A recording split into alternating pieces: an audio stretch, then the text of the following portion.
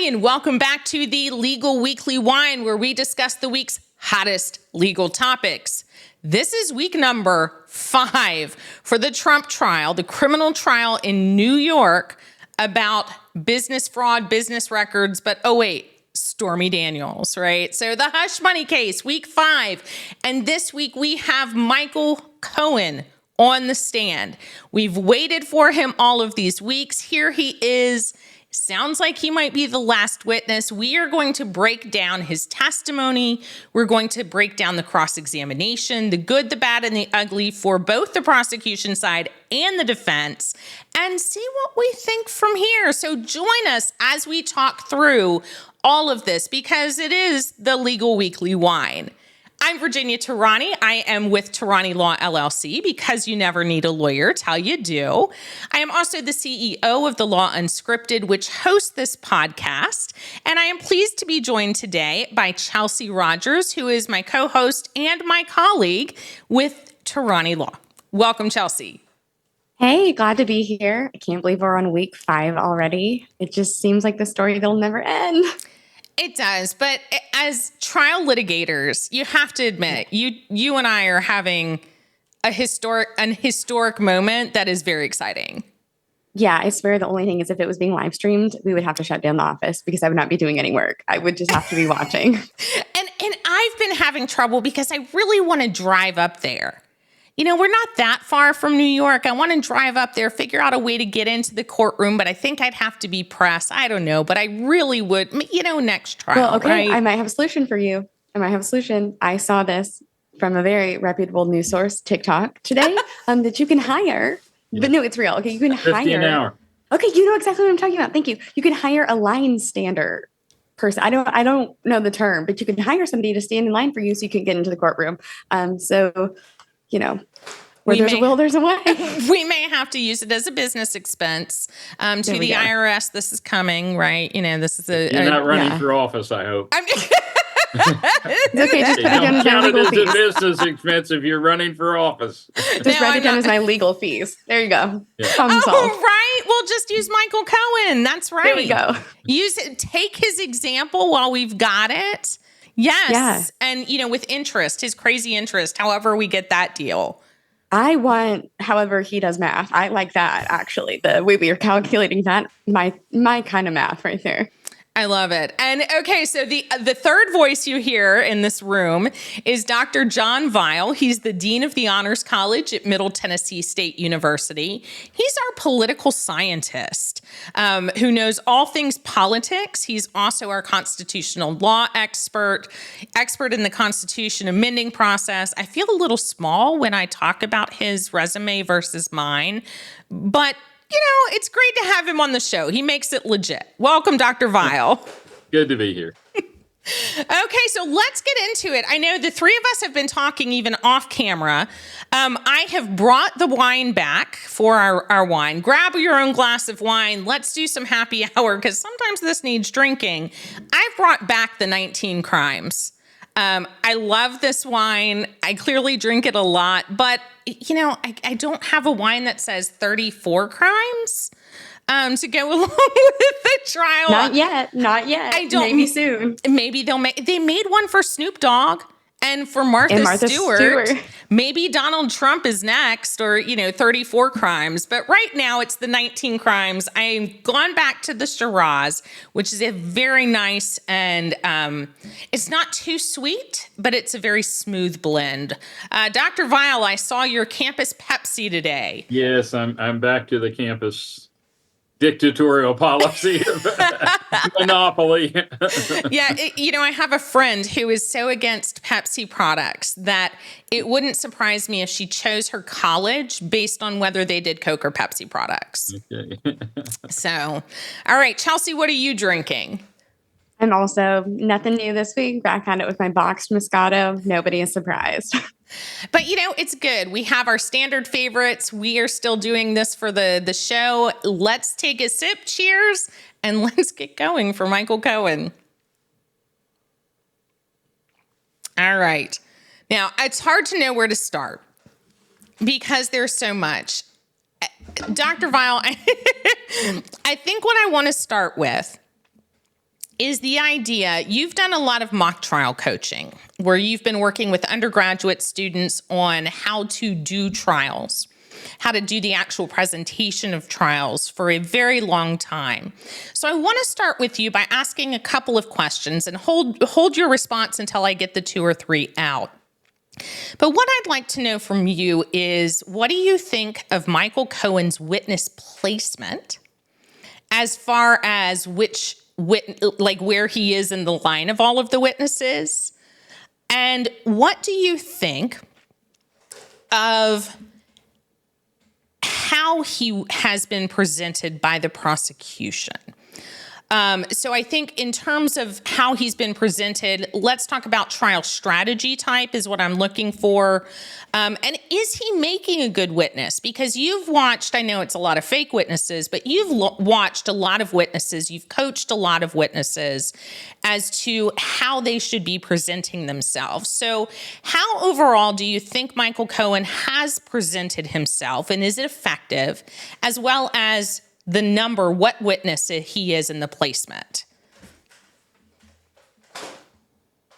I think they've done the right thing by placing him last, but there is always a chance that if you don't have a follow-up witness and he falls on his face, now you still have the opportunity to redirect him. So as the prosecution. The prosecution would have the right to redirect him. But remember, this case, part of the problem is keeping the jury's attention. Stormy Daniels certainly did that, and Cohen certainly did that. And you had a lot of people in between.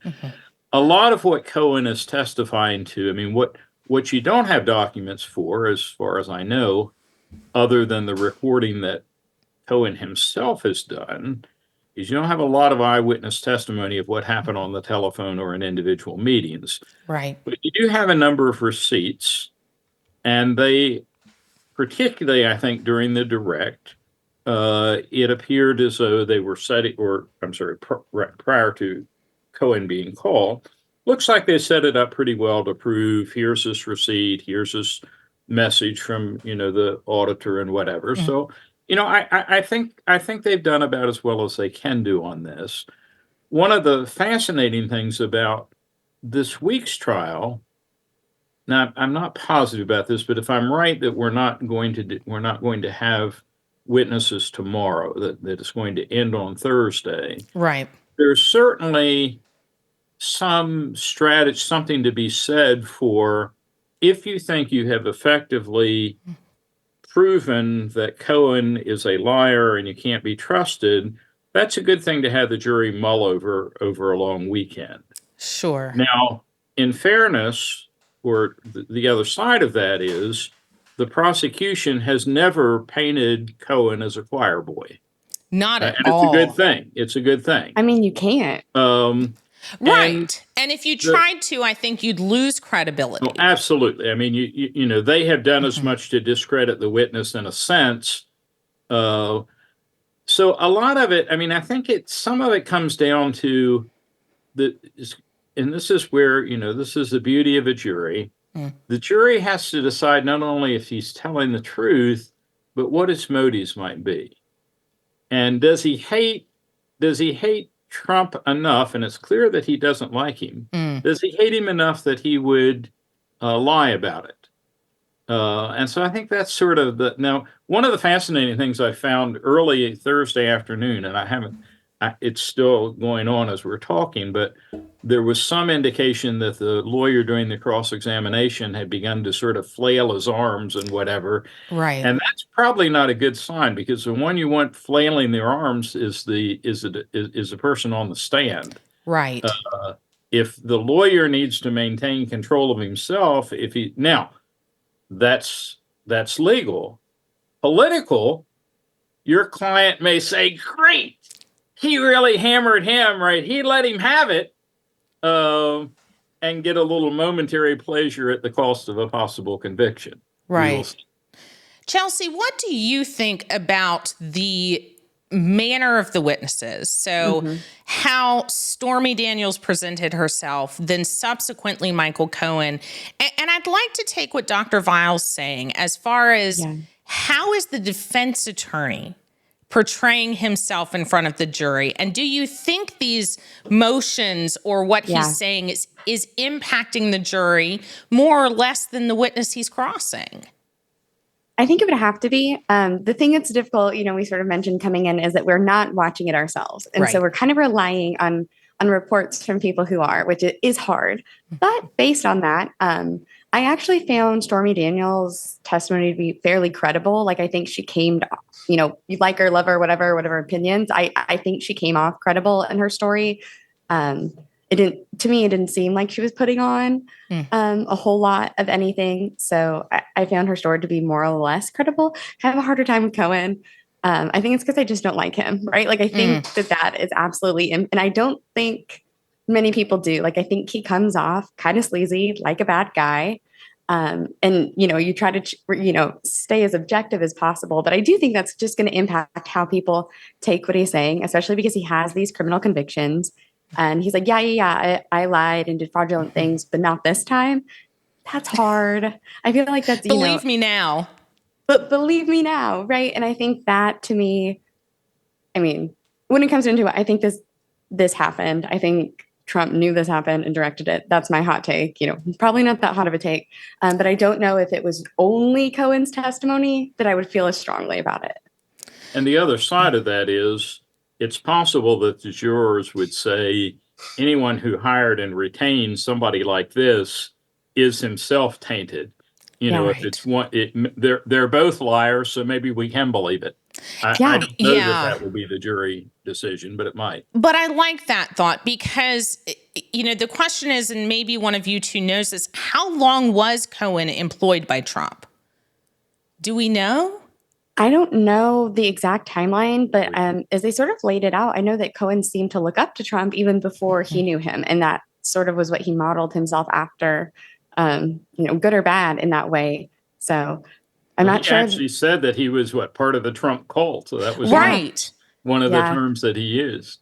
Yeah, it seems like it was at least, and forgive me if I'm wrong here, at least 2 to 5 years. I want to try to give a broader range. So it wasn't like he was just a 6-month term. It wasn't like he was just on a quick, seasonal job.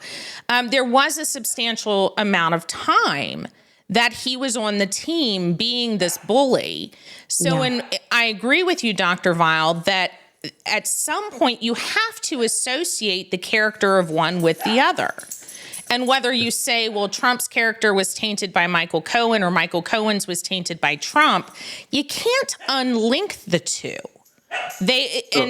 You're saying is, well, someone who would continue to employ Michael Cohen, including in what seems like a very inner circle of his team, especially during the election. What's the phrase of you're the person who are the 5 closest people to you or the 10 closest people to you reflect who you are as a person. Do you all know that phrase? Something to that? That's sounds like it's you're the sum of the 5 people that you spend the most time with. Yeah. By the way, if we can trust Wikipedia, and usually you can on these kind of things, it says that Cohen worked for Trump from 2006 to 2018. Oh, wow. 2 years would be the 2 years that he was in the White House. Okay. Yeah. So that's even longer. Yeah. 2000. I'm sorry. 2016 to 18. So, and one of the things that does seem to come out is Cohen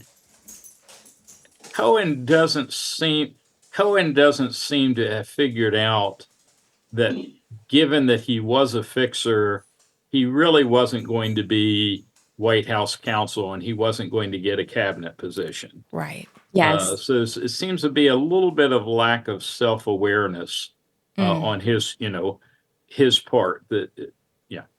Well, I do think. Yeah, go ahead, Chelsea, please. I was going to say, I think that, goes to, we were sort of talking about of the motivations there too. And I was just only going to add, I do think the prosecution did a good job in the direct of pulling out that Cohen really was reporting to Trump about details of his activities. I think that was done well. But yeah, I think he was so kind of not tracking what was happening around him. And then again, into the motivations of being really upset that he thought he had done all these things for somebody and he was not getting what he expected out of it, right? Even though he was getting a very large sum of money. But so for me, and I'm going to give a terrible example, simply for the fact that I don't know the sport very well. I'm terrible at this. One of you hop in. I'm going to try to use a hockey example. Oh, ice hockey? We Yes. had a mock trial on that. I know. What do you mean you don't know anything about it? I know. That may have been before your time. No, it wasn't. It was after you and I were in mock trial that you were coaching my team, but during my law school time.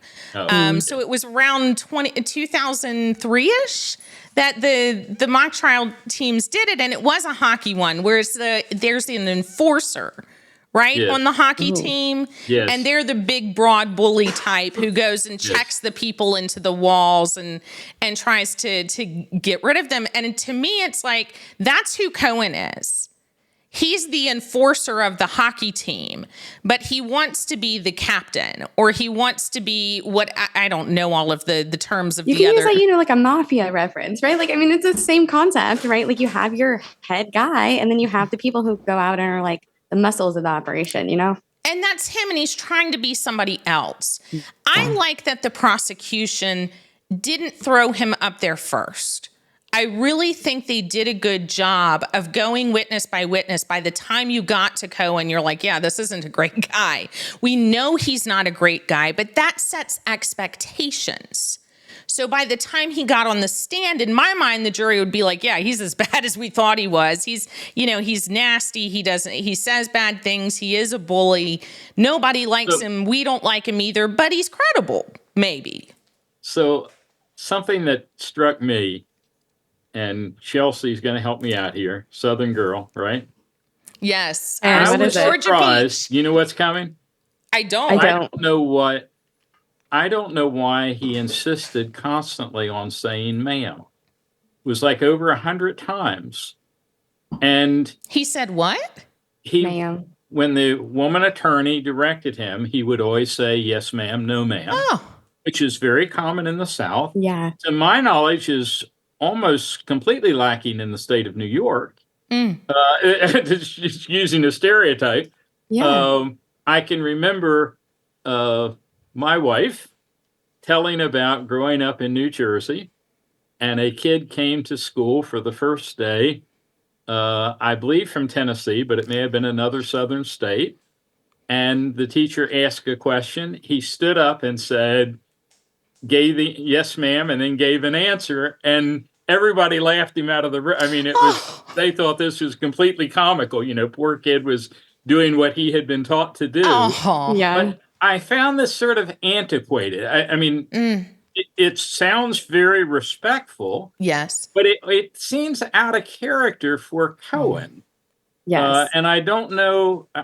And again, we haven't seen the transcript from today. Right. I don't know if he's using sir when he responds to the crossing attorney or not. But it's just impressive. I mean, would you ask you, Virginia? Would you instruct a witness to use ma'am and sir? Or I wouldn't, and honestly, I don't know that I ever have. I mean, I tell them to say yes or no as much as possible with a, simple answer. But I don't think I've ever said use, the proper respectful terms, just say yes or no. I almost wonder if this is just pure speculation. It'd be struck out in court. But, people should know, right? The prosecuting attorney, when they call this witness, they're not calling him cold. Correct. They've rehearsed. Now, they're not supposed to plan any information. Right.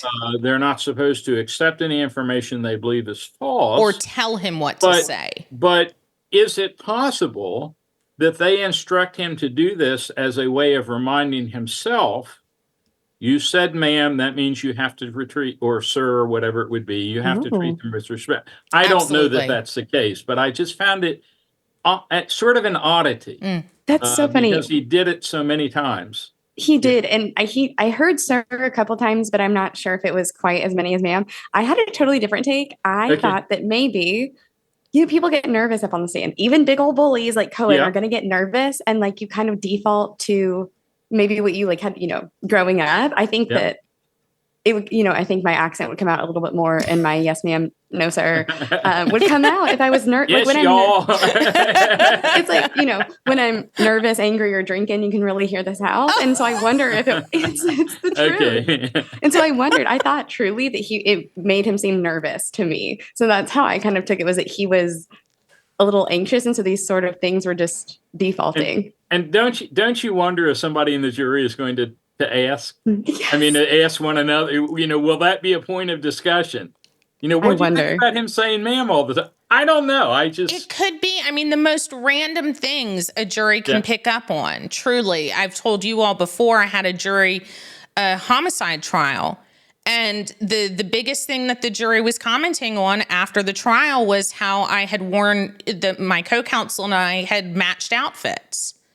That we're both wearing brown on the same day, and then we wore the black and blue on the next day. And it wasn't even intentional, right? It wasn't. We just showed up and we laughed, but we didn't realize the jury is saying, well, we thought that was really nice and well done. And we're like, but that wasn't evidence. So you never know. Yeah. So let me go back. I really want to hit this cross-examination, but I do want to say something first, as we were talking about how much of a bully he is, and at least the jury, I think, is expecting him to be in his testimony to indicate that. But what do you think of him? Goodness, and here I'm going to stumble now. Of course, I'm losing my own thoughts. Chelsea, I think I'm using your ADHD. It's hit me today. I sent it over to you instead. You really did. But in terms of presenting this witness, we've talked before about you don't get to choose your witnesses. They're there because they were part of the case. We wish they were all nuns and Sunday school teachers and everything else, but you get what's there. And in this case, the prosecution had two big lumps called Stormy Daniels and Michael Cohen, who were bigger than life characters. And they had to work with them. Both sides have had to work with them. You can't opt out. They have evidence that you need, especially Michael Cohen, because he's had the documents. He's been one of the only witnesses who can say, yes, that check was written out to me. This is why I received the money. So you have to call him. You don't have a choice. But you have to deal with who you have. Chelsea, how do you think the prosecution's done with presenting him, with the ma'ams, with everything else? Do you think he came across as he needed to be convincing? Yes. I think that everything taken into account, I don't think there is anything that they could have done to sort of rehabilitate him in any more ways than they did, other than sort of taking the blow out of all the things that he had done by bringing it up. On sort direct. Of addressing it. Yeah. Excuse me. On directs to look at me. You sent the ADHD back. I'm tripping over my words. But sort of addressing the issues head on. I do think he stayed relatively responsive and calm, even into the cross-examination. So, I don't think they were ever going to make us like him, right? Like, I think that's the reality, is like, I don't think anybody was going to be like, oh, I hated that man. And then I watched the prosecution ask him questions. I love him now. Like, that was not available to them. Right. So given this scenario, I don't think there was much more they could have done. Okay. So now, now, may I bring something up, because I'm trying to watch headlines as we're talking. Okay. And so the latest the headline says Cohen confirms there are 95 recordings of conversations on his phone that apparently he didn't tell people about. So I don't know what they are, but this raises something fascinating. If the defense brings this up and it turns out one of these recordings confirms what Cohen has said, they've opened the door to its admission. Yes? Absolutely. And we've talked before a lot of times, you never want to ask a question You don't know the that answer. You don't know the answer to, unless the answer couldn't possibly matter. Exactly. Which is unusual. But in which case, why bother? But it will be fascinating to see if the cross-examination has opened the door to something that the defense doesn't actually want in. And I don't know that it has or will. And it is even if state law, I think we talked, didn't we, last week about Linda Tripp and Monica Lewinsky? We did. I think that Maryland law maybe permitted her to record, but what a sleazy thing to do. Although, in the case of Cohen and Trump, where he does have the recorded conversation, I suppose you could say it was partly a sign of his own distrust. I would hope most people don't record phone conversations with me. If they did, it'd be pretty boring. I don't know that. Is now a good time to tell you this call is being recorded, Dr. Yeah, okay, well, I think I did see that this is being recorded, so I will temper my remarks accordingly. I think I like the headline. I like to know it. I wish we were taping a little bit later, but making some assumptions, Dr. Weil, you're absolutely right, is if the defense brings up something that was not discussed on direct examination by the prosecution, then yes, they've opened the door to the evidence. It can come in. You can't really object to it anymore. But you have a few limited objections based on what it is. But my question will be, are they going to ask the judge to pause the trial so that they can review those 95 recordings by saying, look, we were never given this evidence. We have to have time to review it. The subheading says roughly 40 with reporters. Okay. So I don't know, they presumably wouldn't be quite as relevant, maybe. I don't know. And it may be something the judge says, and we'll have to find out, and you all listening may already know the answer. But as a litigator, the other thing I'm thinking is the judge could say, you have the whole weekend. Prosecutors dump this phone, or both of you go into a room, take the 3-day weekend, listen to it. And then if you have objections or comments afterwards, let us know on Monday. We can take it up in motions. But it will be interesting to see, can they even use the recordings? Right. If not, why not? What evidentiary rule takes it out? And if they do, like you said, Dr. Weil, maybe they really didn't want to know. But if they couldn't get it in before, if the prosecution couldn't get it in because of evidence and now it's in, they're probably cheering. They could be. And again, part of this, I saw an interview with Stephanopoulos the other day, who's, a longtime reporter, worked in the Clinton administration, eternally young for some reason. But he was commenting that he had many experiences where Cohen would call him and badger him and, threatening him and the like. So, this goes back quite a ways. Yeah. All right. So the next thing I want to talk about is this cross-examination. And it's gone on for 2 days. We had the cross starting on Tuesday and picking up on Thursday. I have to address, Dr. Weil, you've started it based on the flailing of the arms. I want to go back to the very beginning of the cross-examination as to the first question. And Dr. Weil, I think you know the idea of the first question that was asked. So I'd love for you to disclose, what was that first question? What effect do you think it had? And do you think it was even good strategy? It wasn't. The attorney basically said, didn't you call me? And then he used an expletive that I will not repeat. A crying little blank. Right, yes. Right. And the other side objected, I think, pretty early, and the judge seemed a little confused about what difference does it make what he, you would think maybe if he's testifying against Trump that he wouldn't like his attorney. Why are we going there? Yeah. So I don't think it was a very auspicious beginning. Chelsea, what about you as a litigator? What do you think of that being the first question? Oh, I thought it was a wild thing to do. Now, as a person, I'm entertained, but that was crazy. I get it theoretically that he's like, oh, see, Cohen is so biased against Trump. He hates me by association. I don't really think he accomplished that in the way he meant to.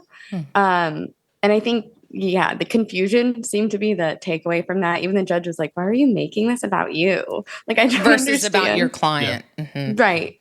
So entertaining, yes. Strategy wise, this can be a no for me, dog.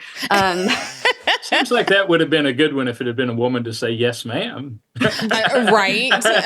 Did you say this about me? There would be Why, sort yes, of a contrast here.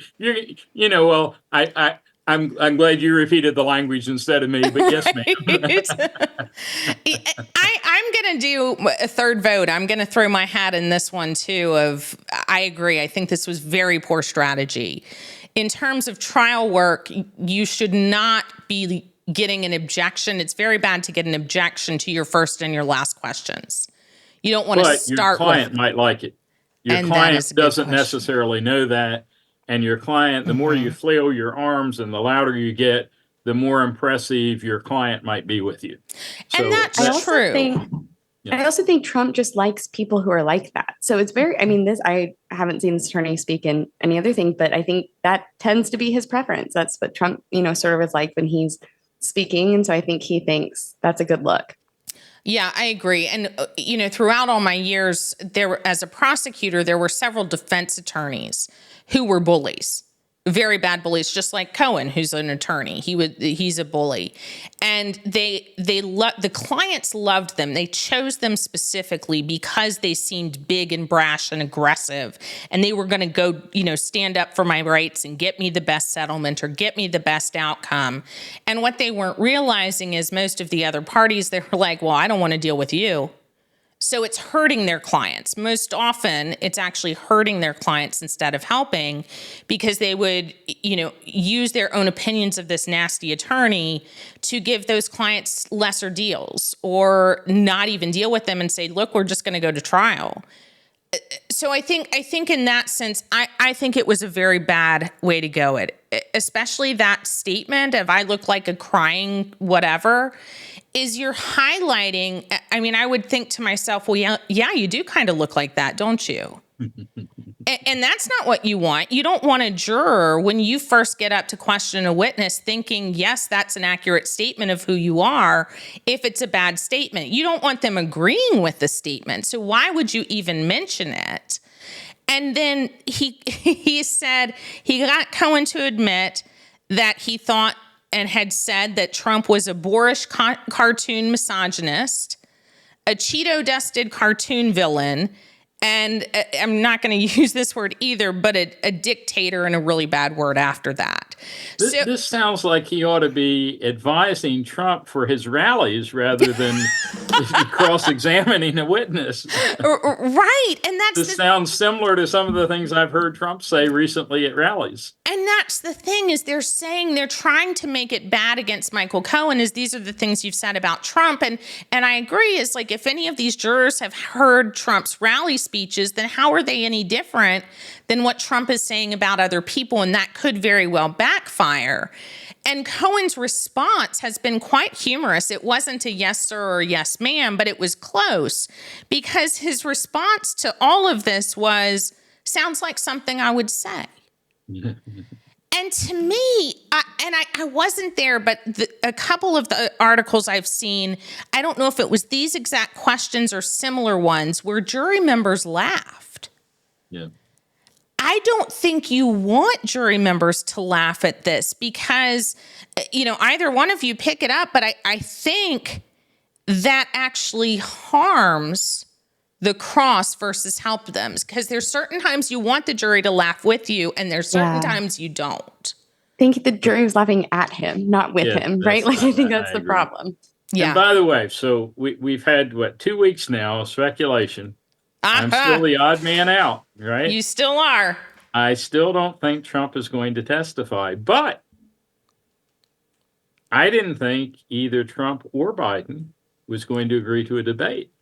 And look, here we are. And it hasn't actually happened, so we'll leave it for that. But we have what is apparently going to be the earliest presidential debate that we've had in history, June 27th.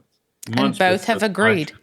Now, one of the things, if I can just add a please science perspective, and I don't actually remember the debates. Okay, I've read about them, but Which year? what week? Well, I'm thinking 1859 and Oh, 60. okay. Okay. I do remember. I actually remember the first presidential debates. I watched one of them with my grandmother, and I can remember her Oh, reactions very much. It was a Nixon Kennedy debate. But where was I? Right. What we call debates are a sham. yeah. You get 2 minutes to answer a question. If you ever read, I mean, it's well worth buying if you don't have a copy, the Lincoln Douglas debates. Oh, sure. They were literally, and of course, this was at a time when church services went on for 3 hours and the preacher would, but they would get up, you'd have an hour, sort of opening statement, you'd have a counter, they would ask one another questions. It was sort of half a day to a whole day affair. Right. And what we call debate is just such a puny, you try to throw out as many promises you can to potential constituents that are watching, but no real cost. And even, State of the Union addresses used to spend a lot of time, and this, I guess, was to be expected in the early republic more than now, but they would give fairly complex arguments about what the Constitution meant and how it should be interpreted. Now you can have a State of the Union address where they don't even mention the Constitution. Right. So before we get too excited about a presidential debate, let's just realize what we're dealing with. There's, a couple of successive sound bites. Now, what's fascinating is I think in the last debate between Biden and Trump interrupted, I believe it was 119 times in the space or so of an hour. And now they're claiming that they're going to cut the mic off if someone goes above allotted time or interrupts, which doesn't mean they still won't do it. So, it'd be fascinating to see, what the demeanor is there. I thought the debate in 2016 was Hillary Clinton, right? Right. Correct. I thought that debate was creepy, frankly. It looked to me like Trump was sort of stalking. That's right. He kind of followed her around. And so, but what I thought was creepy, people still voted for him. He didn't win the popular vote, but he did win the Electoral College vote. So who knows? But it's a pretty fascinating development to have a debate this early. Yeah, and so that goes to it is 2-1 that Chelsea and I have been casting our vote that he will testify, and Dr. Weil thinks he won't. So I think that goes to your comment, Dr. Weil, of who is running the defense. Well, that's true. Is the defense team, the legal team running the defense, or is Trump running the defense? And there is a lot, it's hard because attorneys do have to advance their client's position. They do have to argue on their behalf, but there's a line. There's supposed to be a line of how much decision-making the client gets versus how much decision-making is the attorneys. And the way that I'm seeing this, it's hard for me to believe that some of these decisions are the legal team decisions versus go after them. Just say this. Don't forget to add this in. Make sure you ask him about this. Because especially even these comments, and I'm going to go back to them for a reason, the specific name calling, I agree that it's something like it has to be brought up. You want to question his credibility. You want to question his motives of why are you here saying this stuff? Are you making it up so you make Trump pay? Are you making it up so you get the $5 million book deal? Are you, what are your reasons? And you've lied before, you're lying now. But it would have been better to take it as one or two generalized questions of you've called, Trump a lot of mean names, haven't you? Or, you don't like Trump. I would not have used the specific wording because just like I said earlier, you have the question in your mind of, is the jury going to latch on to the words that you've said that you don't want them to associate them with Michael Cohen, to associate them with you as the attorney, to associate them with Trump, and to be laughing at you or laughing with the witness. because that's going to be more favorable toward the witness. If they think the witness is funny, if they think he's relatable because they laughed, then you're making him more credible to the jury than less credible. So I would stay away from specifics. And quite honestly, it seems like they're trying to go as long as the prosecution did in direct. So it's almost like they're saying, well, you took this much time on direct, I'm going to take this much time on cross. Well, and if I may add, I think what they're trying to do, if in fact they're going to recess at the end of the day, they want the last thing that the jury remembers to be questioning Cohen's credibility, so that they mull over that over what appears to be a long. And I agree. And I agree that that's exactly what you do with this witness. But I think it would have been more effective to do it in half the time. Sure. That I think they're just repeating things over and over and over, and the jury's getting frustrated and bored, rather than how much more impactful would it have been to say, you've been convicted of perjury, right? And perjury is lying. So you have lied on the stand, and you're on the stand again. You've taken an oath to tell the truth today. But that didn't stop you in the past from lying, did it? Exactly. You shorten the questions. You make each one as close a zinger as possible within, a 10 question mark. Rather than rambling, rather than coming back, you say, here are the things that make him a liar. Here are the 10 things that make him a liar. I'm going to hit boom, boom, boom, boom, boom. Now let's talk about your perjury conviction. That was a felony, wasn't it? Now let's talk about your book deal. You made $5 million for talking about Trump. Now let's talk about your podcast. You have one where the only thing you do is cry about Trump. You say what a horrible guy it's so much more effective. Because that kind of thing didn't happen. Shorter. I don't think talking about the mean things he said on social media really undermines his credibility. I think that's the problem, is that the attorney thought it was going to, but everything you have said off the cuff the past, 30 seconds, to me, is more relevant to his credibility. I think even me, understanding everything, if a grown person gets up and says, you said something mean on the internet, so you're not trustworthy, I would laugh. That's silly. That's goofy. Now, if we want to talk about his convictions, let's talk about his perjury. That, to me, is so much more relevant. But coming out of the gates was you're a meanie on the internet was goofy. It was goofy. The danger is that the longer you continue the cross, the more important it underlines the importance of Cohen as a witness. And he must be saying exactly what the prosecution said, where they wouldn't be spending all this time with him. So there is a chance that a half an hour cross-examination would have been better than what they're doing. And that's what we teach in trial advocacy. And Dr. Weil, what you've taught too is just because it's that long on prosecution doesn't mean it should be that long on the opposite side. And you can there were witnesses where you asked 3 questions and you sat down. Yep. Because you did, and we talked about this with Stormy Daniels. Yes. Is the fewer questions you ask, the more irrelevant the person is. Because you don't care about them, but if you're, screaming and flailing your arms and, asking, then it seems like you're more frustrated that they're not saying what you want them to say because they're credible, because they're telling the truth. So to remind the audience that other things are happening in the world. Yes. I want to mention a Supreme Court decision that came out Thursday. It did. Consumer Financial Protection Bureau versus Community Financial Services Association of America. And it deals with a clause that you rarely hear a lot talked about, but it's very important, the appropriations clause. Congress exercises the power of the purse, which is the power to appropriate and spend money. And in this case, they set up an agency that basically had a standing source of funding without annual congressional renewal.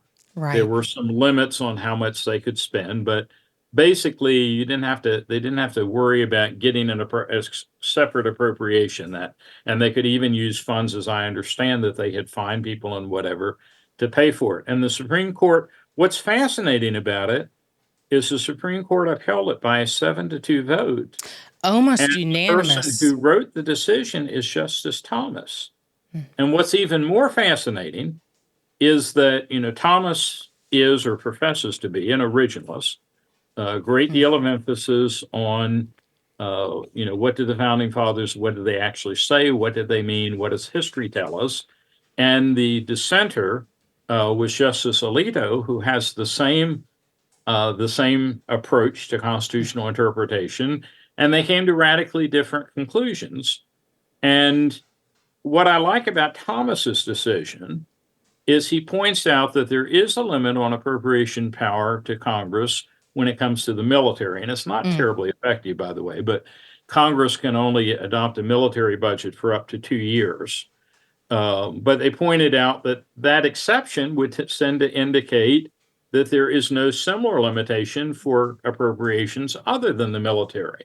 Right. And the case is more different than that, but there's a fundamental difference between Thomas and Alito as to, the appropriation power developed out of English history, because the reason Parliament got established and we have a Congress is because the king kept trying to demand money, and the barons, the nobles said, no, we're not going to give you money unless we have some kind of permanent representation.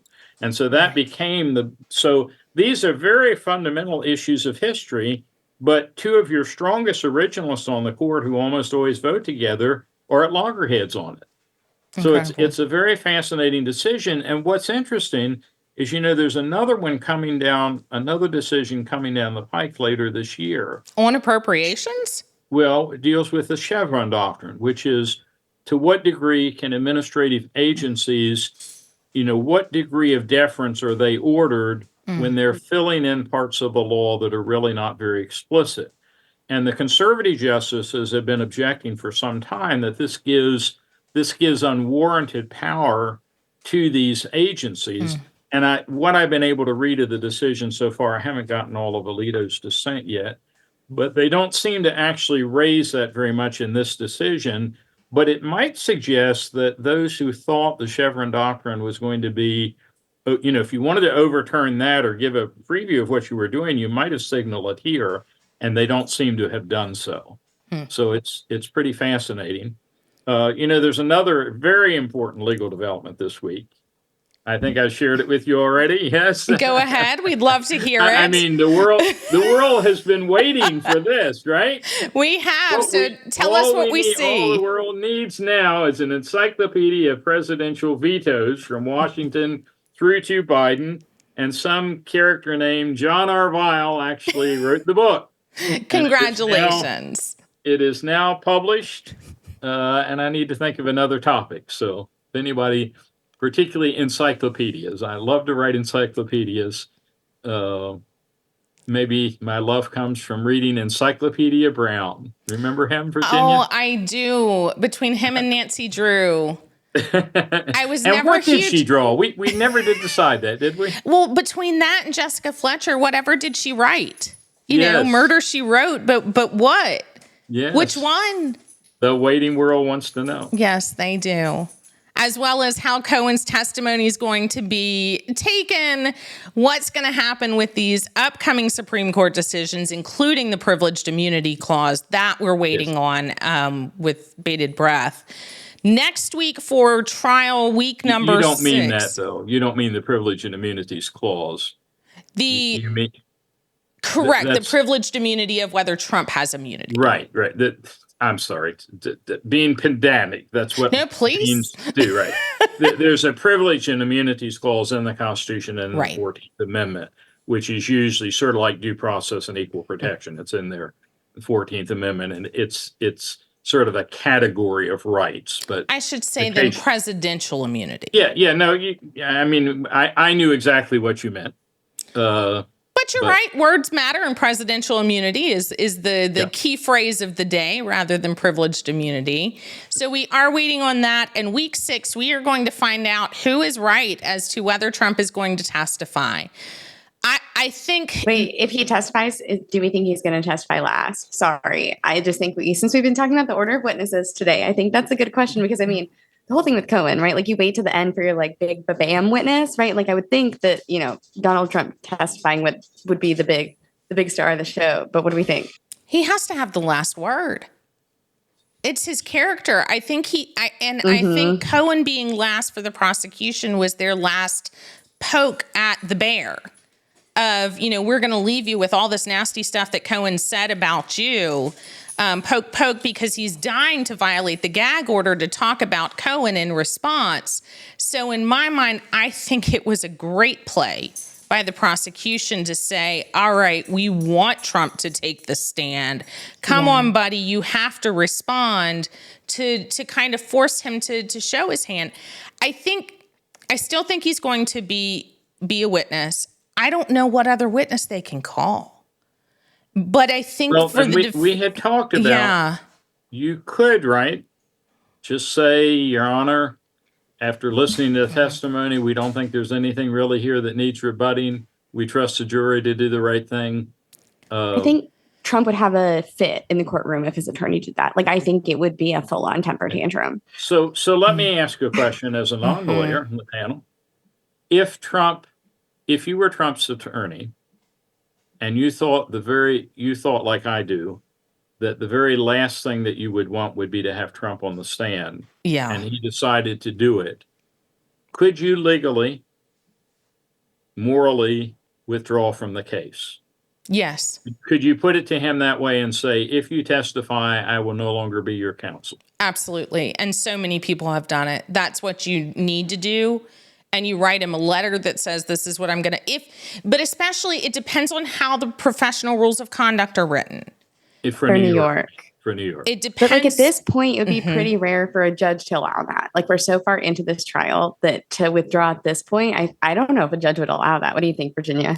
I don't know that they would, but I think they would at least allow the alternate where they would say, okay, I'm not going to have you withdraw as counsel, but I'm not going to force you to question him and elicit his testimony. I'll let him just testify on his own. Yeah. I hope his attorney comes up with a different list of, this is what I would do if I was Trump's attorney, right? Like, that man is going to want to have the last word. And you're like, who else are they going to call? I don't know. You need to find somebody and tell him, sure, buddy, you can testify. You just have to go last. And then find somebody else and let him cool off for a couple days. That would be my strategy if I was his attorney. Yeah, buddy, you can get up on the stand. You just give me a minute and then find somebody to fill the time until he can chill out. I think that's great. I think that's a great idea. Now, whether he can chill out, I don't know. But I would, Dr. Vall, in response to yours, I don't think you can, as the defense in this case, get up and say, we have no defense. However you phrase it. I think your words were fantastic of we don't need a rebuttal because there's nothing to rebut. But I think the jury would take it as we have absolutely no defense that we can put onto this. So it's almost an admission of guilt. I think that's the big risk here of how many witnesses has the prosecution come up with, and they can't even come up with one, which I think Trump would want to fill that void of course you have a witness. I'm the witness. I know what I did and didn't do. I just have to tell them. If you just let me convince them. That I doubt either of you have encountered, because I don't think you would have ever been in a case that would have called for it. But to me, it seems it's actually embarrassing for me to see leaders throughout the country parading into the courtroom in apparent support of Trump. And then apparently using the conferences afterward as sort of the opportunity to bypass Trump's gag order by essentially repeating what he and his attorney would have said if he weren't under a gag order. Have you ever encountered, I mean, is there anything a judge could do about that? I mean, I guess maybe the comparable thing is, it's not uncommon. I can't remember the case, but I remember there was a case years ago where somebody clearly guilty, they called Billy Graham in as a character witness. Right. Of course, what you'd say to Billy Graham might be very different from how you would act or what you would say in somebody else's presence. I mean, there at least it's on the record. But, to see the Speaker of the House and prominent senators sort of parading in and out of maybe that's no different than having your family members there, which I believe only one Trump family member so far has shown up. But what do you think about that? I would object as the prosecutor, honestly, and I'm surprised they haven't. I would object that it's improper prejudice and influence of the jury. That yes, it's a public forum. Yes, the public can be there, but in this, if they had been there the entire time as a type of family or substitute family, then fine. But because they're making brief appearances, to me, it would be like a gang. And I have had gang cases where you worry about who's showing up behind the defendant. Is it another gang member? Are they there to show a witness that they're there sitting and watching and listening to what they're saying? And in this sense, I don't think they're worried about influencing Michael Cohen's testimony, but I think there's a huge risk of influencing the jury. And I think you can, even though it's not testimony, I think they should have objected to you're parading these political figures in for no reason except to possibly improperly influence the jury. And we're just going to refuse to allow them in. I do think that's a big risk. Do you think the jurors know who these people are? I think some of them do. Yeah, I mean, I think I would just because I study political science, but it's almost like, kissing the ring, or I really think at Trump Tower, particularly if he wins this verdict, that they ought to go to the Vatican. There's a wonderful statue of St. Peter that I have seen, and if I remember correctly, the foot is right about the level of your mouth, and it is very worn down by people who have kissed the foot. I'm not sure that would be the part that you would kiss in this case. Right. Well, if they're gonna, it does seem like dirty play. And as the judge, I would tell the defense they cannot come in here and also comment on the witnesses and the jury because it's all improper. You're using them just like a protective order, like for domestic violence, where they say you can't contact this person. You can't even have a third party contact them because that's still representing you. And in this case, I think the judge should have said this gag order includes third parties specifically saying what you're trying to say. Although I'm not sure that the third parties, as I think about it a little, I'm not sure that they've actually commented on, well, some of them have commented on the judge's daughter. Yeah. I heard they have continued to do that. Now, I don't know that any of them have commented on the jury. But the one question that remains, I want to know what Trump says at the end of the trial if he's exonerated. I was just thinking this. If he gets acquitted, was it a witch hunt or not? Was the judge crooked or not? Yeah. Was the judge crooked? Was it a witch hunt? Was the system rigged against him? If the system's rigged and you lose or you win, doesn't that mean you actually should have lost, right? Like what? Yes. I mean, I don't think formal logic is like the specialty of this group, but I'm just saying. I agree. I think it would be, I haven't seen all the evidence. I don't know what a jury's going to do.